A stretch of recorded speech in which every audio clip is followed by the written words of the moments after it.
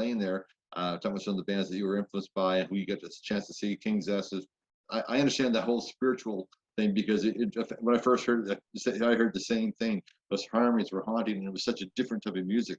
So you folks, when you first started this band, decided not to be the norm, not the cookie cutters. You wanted to do something different. So I guess who's doing the writing in the band? Well, we all write, everyone. This is really like one of the things that's really great about this, and when we started, is the idea that collaborating and finding people that have like a like vision.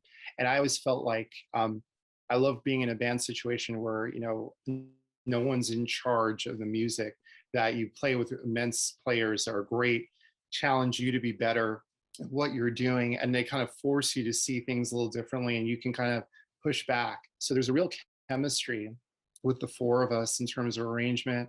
I mean, I write all the vocal melodies and harmonies, and I write all the lyrics. But what's cool is that I'm not, my bass player Dan is a tremendous singer. He's got a beautiful, we were talking about high voices. He's a beautiful, true tenor, and I think our harmonies are built around that. My guitar player has a great voice too. So I think that we all collaborate and kind of throw our towels in. But I'm kind of, everyone trusts each other. We might throw suggestions, but there's a real trust and respect for everyone, and people in this band really can play and throw down and are serious, but we also joke around and have a good time. And what's nice is that there's trust. Like, people will bring anything in, so no one kind of throws things away, and we kind of try to be respectful and hear ideas. And I think it's fulfilling musically for everyone, which is a rarity, because I've been in situations. I was in a band that was really serious and professional for nearly 9 years, and had development deal stuff and all this, but it started to become really, there's a lot of ego there and weirdness towards the end, which was unfortunate. So what's been great is that this band was built of friendship first, and then there was this musical respect. So, but in terms of writing, that's kind of how it goes. I think, I would say my guitar player, Brian, and I write the bulk of the initial ideas, but it's funny when my bass player, Dan, comes in with something, it's usually really amazing and fully realized, and we're just I'm writing melodies and trying to catch up with what he has, because he kind of works a little less throwing paint against the wall, which I think my guitar player and I do. He's kind of got this whole vision. He'll sit and demo up and then come in with this great thing. He's a clutch guy. My drummer's a great arranger as well. So there's a lot of good vibes there. But in terms of 4 Trips Ahead, I think that if you're talking about the melodies and the lyrics, that's usually me. Yeah. So Dave was mentioning something about, and I remember, you'll probably remember the days of Hit Parader when they used to do the East Coast versus West Coast. Yes. And they did it predominantly in metal. They would talk about Anthrax versus Metallica and whatnot. But, during the 80s, and we'll stick to the 80s for just a second, there was a vibe. And we're on the East Coast of Canada. I mean, we're about as far east as you can go. Our climate's very similar to Boston. Super hot in the summertime, kind of damp cold in the winter. And I think we kind of get a grinder attitude out here, where, we're cold half the year and we're warm half the year. And it's we just kind of have this chip on our shoulder. Where the West Coast, hey, you know what? Maybe we don't jam. We go to the beach for a couple of hours, right? Yeah, exactly. You know what I mean? But what's your 2 cents on what the difference is? Because when I go and I listen to East Coast bands, when you whittle it down, I just find East Coast bands just have this vibe that to me is super cool that the West Coast bands don't have. It's a little more cookie cutter. Yeah, I'm going to get into a lot of trouble with all my West Coast. I have a lot of friends that have migrated, musician people that migrated West Coast, and we always rib them. But I think you're right. I think there's, listen, New Yorkers, for better or worse, I can say there's a lot of great things about it, a lot of not good things about it.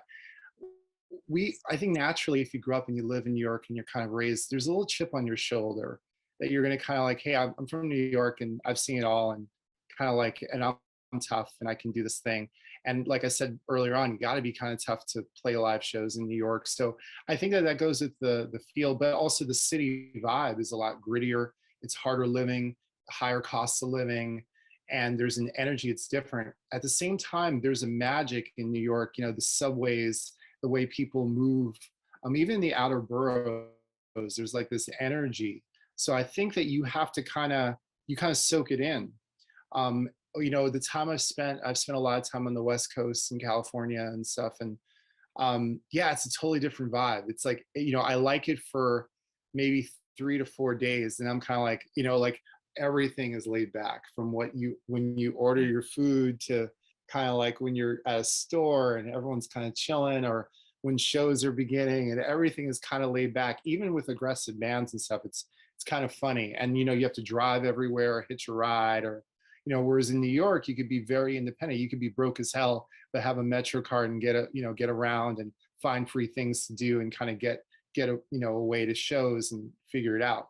So I definitely agree with you. I think that there is like a little bit of an East Coast. I don't want to say it's a superiority thing, but it's kind of like, yeah, whatever, you know, you got to try harder. I definitely feel there's a New York try harder thing that goes on. You know, like you gotta, it's not just about playing well, but like also digging down deep for ideas in a different way. Because you know that the live audience is gonna be a little tougher. You know that your presentation has to have an A game. So I think that you dig down deep in a different way, almost subconsciously. You know, or you say, ah, no, that sounds too much like this, or it sounds like that.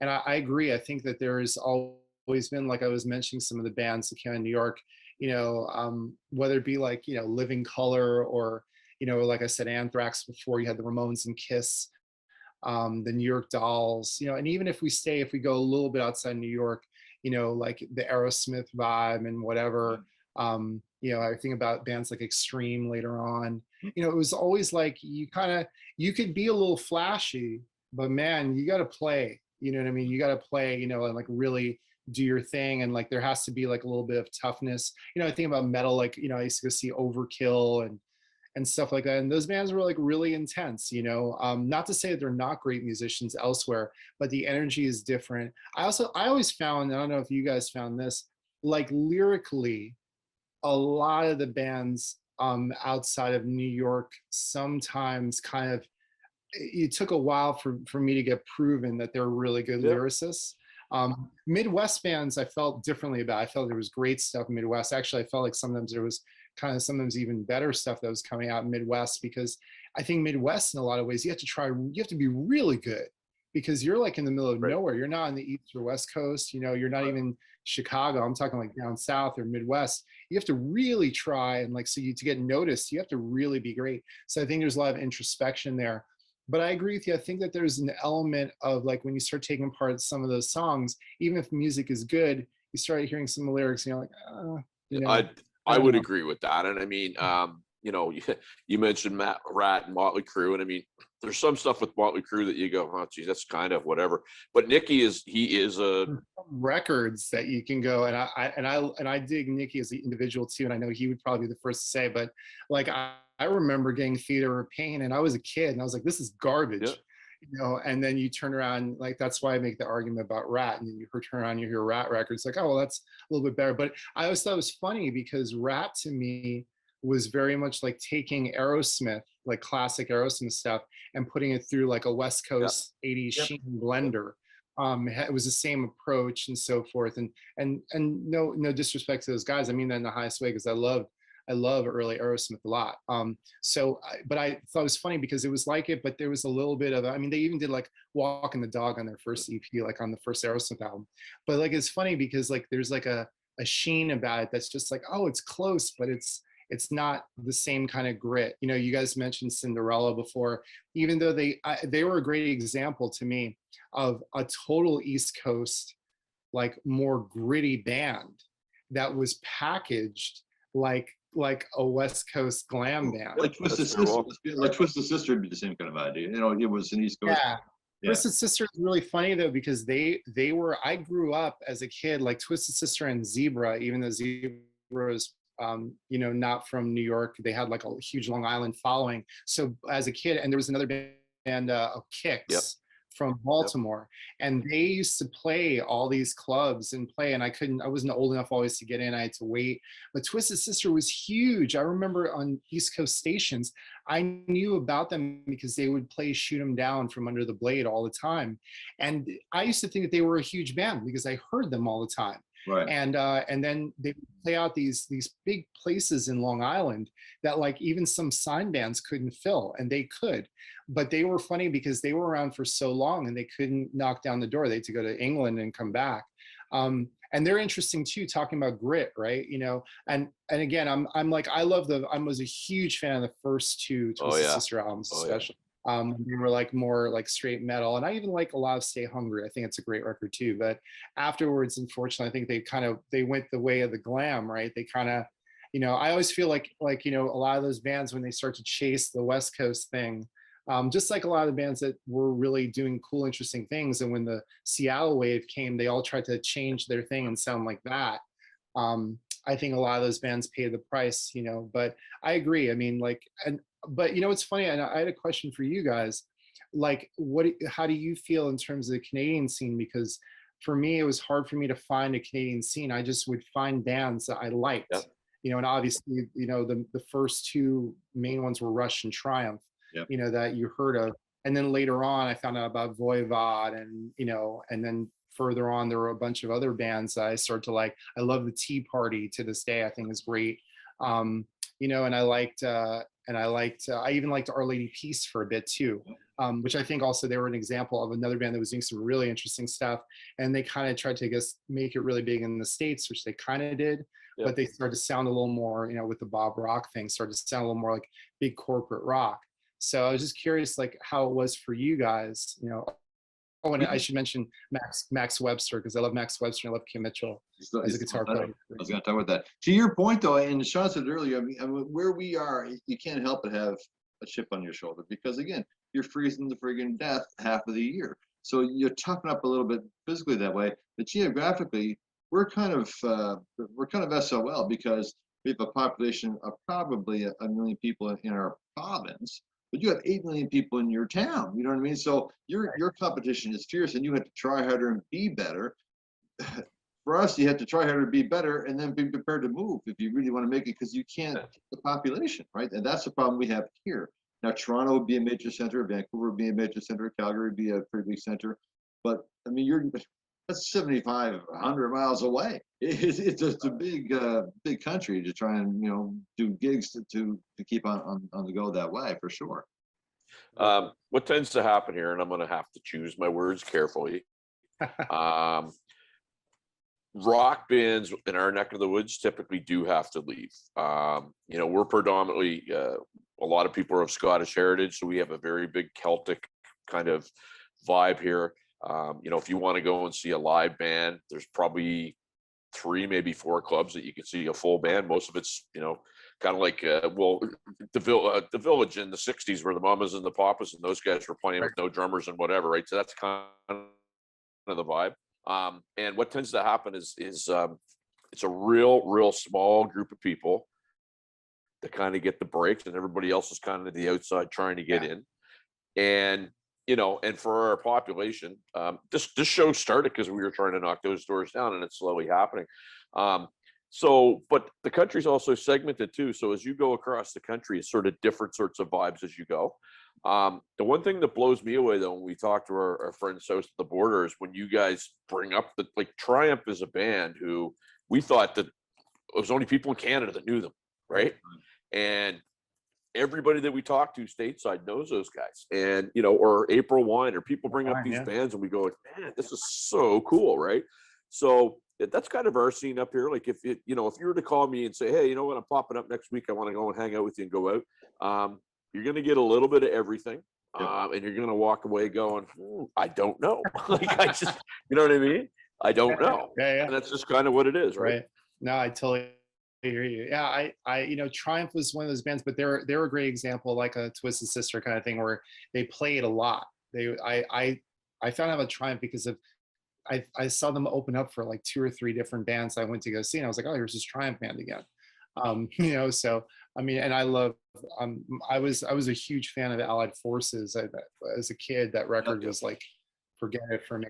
I remember it was like a very magical. It's one of those magical records. You know, where have you been all my life, Peter? Because for God's sake, we've got, like, I mean, you mentioned King's X, Thin Lizzy. I mean, you know, there's another one, right? So Triumph. I'm always amazed when the people from the States bring up Triumph.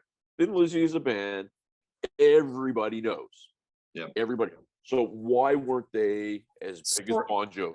Sort of, but you know, the thing with Lizzie, I mean, there's so many like factors. I mean, the whole thing with this business is funny. You know, I think that with the band, with like, and Ty, I'm not trying to compare myself to Phil Lynott and Thin Lizzy by stretching imagination, but You have similar hair, let's be honest.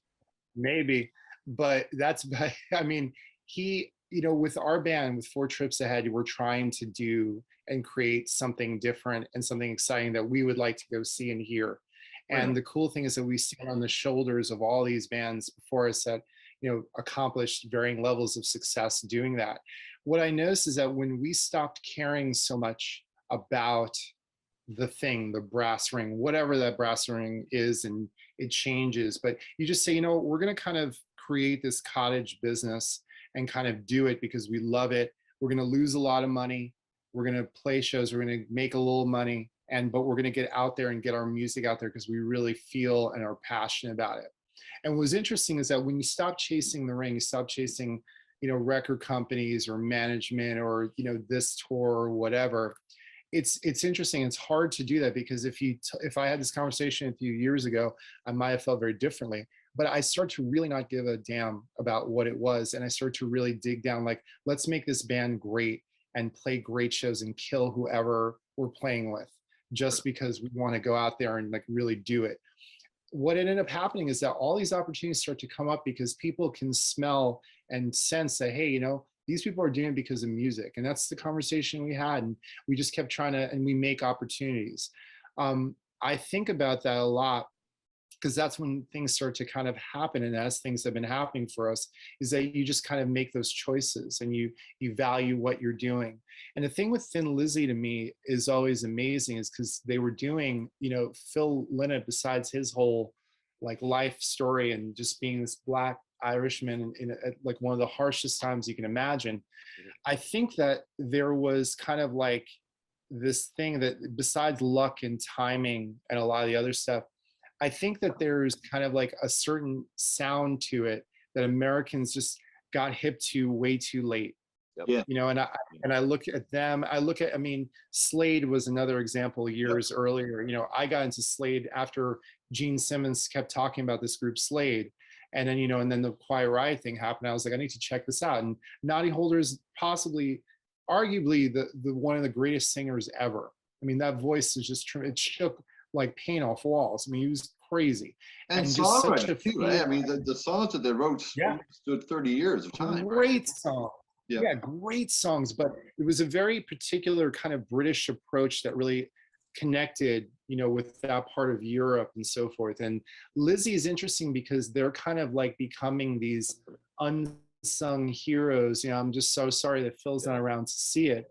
Yeah. But, you know, it's like the legacy has grown. And I think that young people actually in a good way are really discovering them in a cool way. And I'm seeing that with a lot of music. Like, you know, I see that and I hear that with a lot of people talking about music. I was like, yeah, man, they were great. You know, how'd you not hear about them? Like, oh, I'm just hearing about this now. So one of the cool things about how music is coming out there, not cool in the fact that the musicians like ourselves are not getting paid, but the good thing about, you know, this box that we're all in and we're talking through is that people can connect and gravitate to good music. So we found like, that's why like our lyric videos, you know, I mean, all of a sudden, all these people are checking out what we do. If I look back a few years, I don't see a huge difference in what we were doing, but it took time for an audience to kind of go, oh, I dig this, or I get what this is about. And that's the showing up thing. And, you know, one last thing I want to say about that, the example of a group that I think really embodies this, but they had a lot of success, thankfully, was Queensryche when they were really great. They were this band that to me was so strange. I saw them open up for Kiss a bunch in the 80s. And they were really strange. I thought they were kind of Maiden, but kind of not. And kind of this weird thing going on. And then they put out this strange record. They put out Rage for Order, which is almost like goth pop metal. It's like a weird record. And I thought it was cool. And I saw them, you know, in a small club in Queens. And they were fantastic. And I thought, I think they're great, but I don't know if anyone's going to dig this group. They were like my little stepchild that would talk to people, hey, you should check out this group. And people would be like, yeah, whatever. I'm not listening to that crap. I'm buying Poison. I'm buying whatever. And then, you know, they turned around and were like, and the record company was like, hey, you need to kind of sell records. And they do the most smart thing to do to some people. They go, you know what? Fuck it. We're going to just we're going to write this concept record and talk about like revolution and government betrayal and corruption and society and selling records and selling, you know, all sorts of stuff. And you put out the, you know, arguably, I think the greatest metal concept record ever.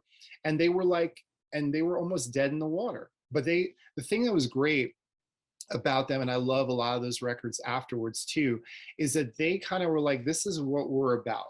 And we're just going to kind of go for it, like Rush did too, right? With 2112 and everything. Like, we're going to die with our boots on.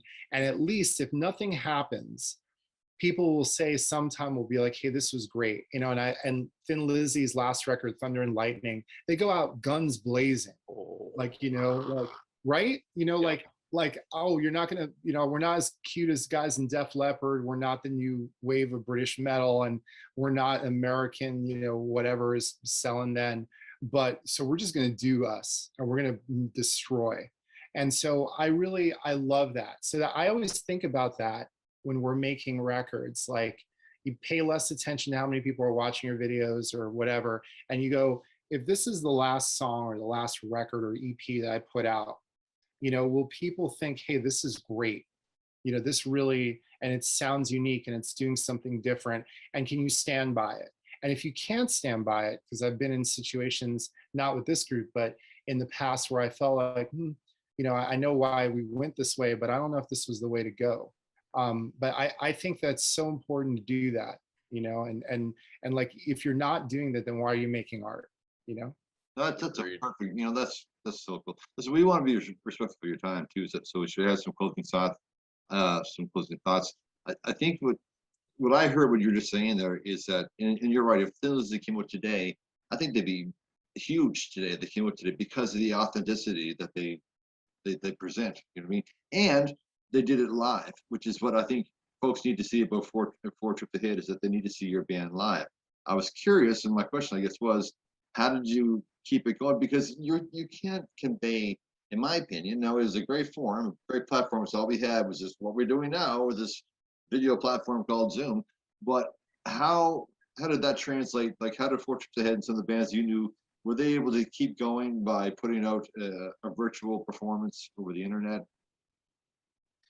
Yeah, so it's been a typical thing. I mean, that's actually one of the things that we were talking about doing, and we're still figuring out. We had, like, literally, we were in the middle, like I mentioned, I think earlier in the show, that we were in the middle of what we were going to do is record a full-length record.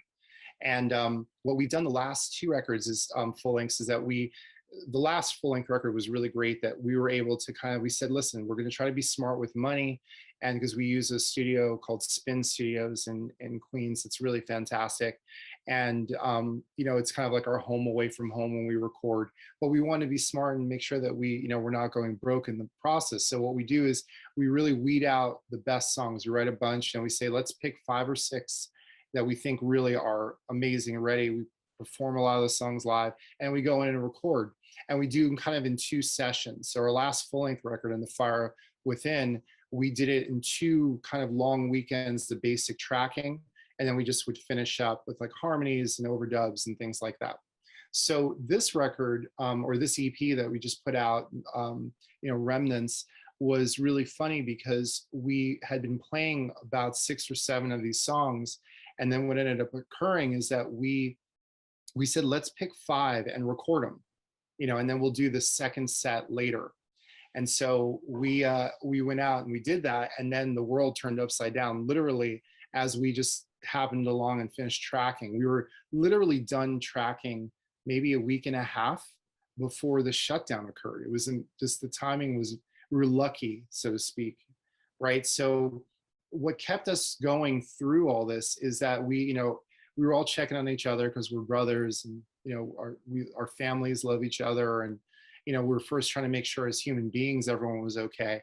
But it was crazy because, as you know, as musicians yourself, even if you're playing or singing by yourself, especially if you're in a band that you really love and you're doing things, all of a sudden to have everything stop was just insane. So, um, sorry about that. So basically, the idea was for us, we said, let's keep being creative.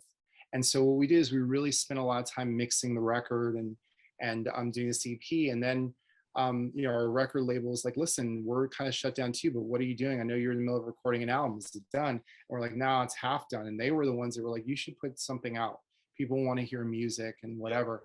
So I think that we got creative. And the other thing that you guys picked up on and probably noticed on the lyric videos, and we have a third one that's actually going to come out sometime soon, for hire. We collaborated with this brilliant film maker and lyric video maker, and he's in England, and our label had heard of him and asked us to connect, and we just hit it off right away and shared a lot about the lyrical content and the stories. And he really liked the music. He does stuff he's worked with like Dream Theater and Seven Dusts and a lot of big artists.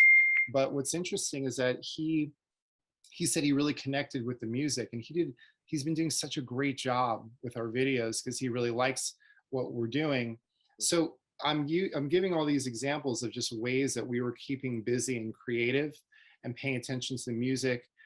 We work with a really big master, Roger Leon, who's mastered, Rush and Slayer and, Madonna, and he's all over the place. So he's a big fan of us too. So he, one of the things I'm really proud of is I feel like we had a lot of time to really tweak mixes and just listen. And other than recording, we got together last December, we recorded a Van Halen cover for a tribute record, short, like a couple of months after Eddie passed. And it was, for cancer research and stuff. And they had a deadline. We were asked, and it was the first time we were actually in a room together for 9 months. Wow. And that was amazing. But we, we're now kind of coming out of that slowly.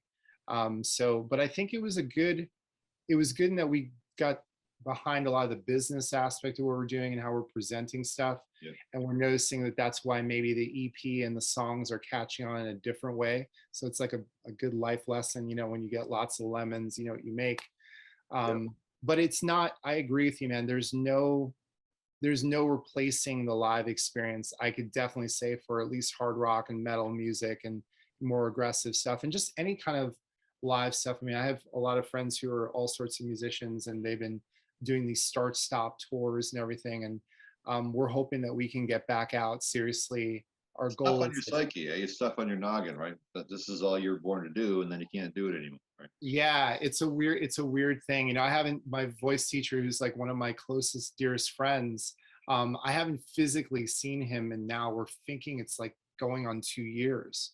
Wow. Because we do all our lessons online, and he's older, so he's got to be a little careful, and he's in the heat of Manhattan. So we've been rehearsing though pretty regularly and being careful, because our studio's in Midtown Manhattan, which is also the fear, because kind of every time we go in, you're rolling dice a bit. So we're trying to go in just after everyone leaves in the area, and things like that. So we're hoping that that things will get to some sort of normalcy, but it's difficult.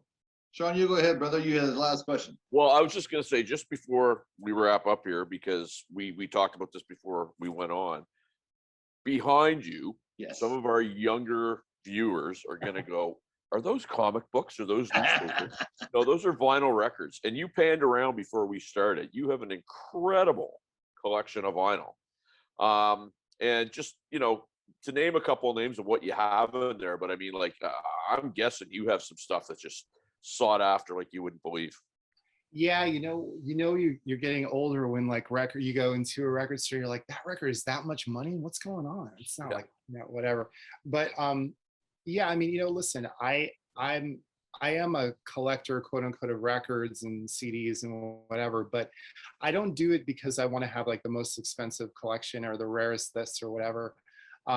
It's more, I grew up, I mean, for me, it was records and books. And my dad always said to me, the thing you never throw away or you never lend are records and books, unless you're okay with letting it go. He said, because Right. those are more valuable than anything you have.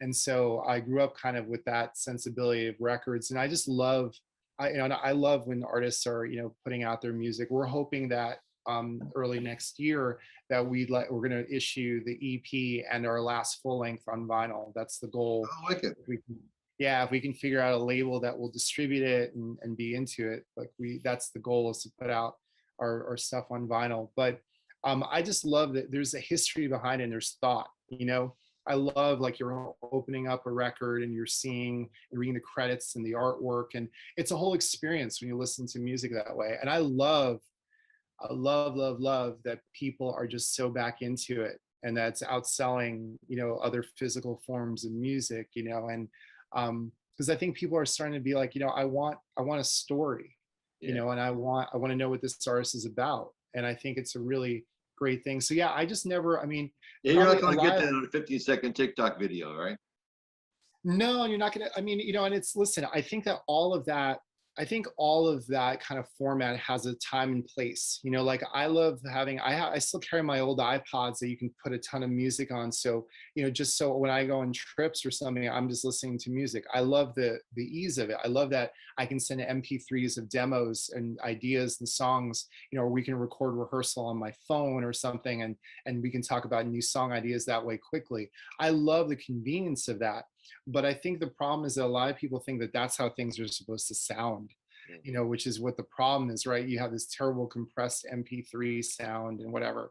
So one of the great things about working with, like, some of the people we do, is that they get the difference. And we, a big trick in a lot of the 4-trip stuff, which sounds so huge, is that we track digitally, but we also bounce everything down to tape.